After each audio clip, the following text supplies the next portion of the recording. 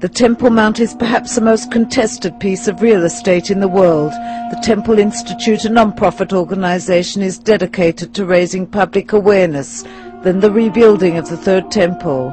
Rabbi Chaim Richmond talks to Infolive TV. The Temple Institute is a very unique organization because it was founded with the sole purpose of doing as much as possible to raise the consciousness for the Jewish people and really for the whole world as to the central role that the Holy Temple plays in the life of mankind. And actually, it's the era, the epic of the Third Temple, which is seen, for example, when we study Isaiah, as the time which will be unparalleled in human history, when all mankind will be at peace and united in the recognition of God. So everything that we do is really about the restoration of the promise of the temple.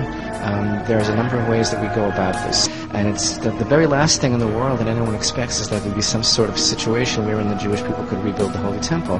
He used to say, you know what, if we're the people that we're really supposed to be, the Muslims would come to us and say, could you please build the Holy Temple on this mountain and bring the divine presence back into the world? Because the Jewish people are instructed in the Torah to be a light to the nations. What does that mean? You know, we're called a kingdom of priests and a holy people, the chosen people. Now, not everyone is comfortable with that appellation. I woke up one morning and there it was. I didn't fill out a form.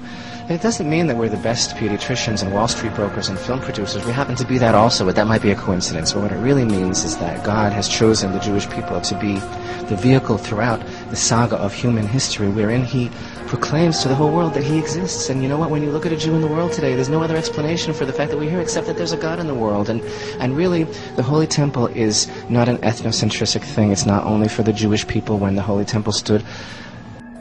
Whatever the outcome of peace negotiations, Jerusalem will always remain the heart and soul of the Jewish people. And as Richmond says,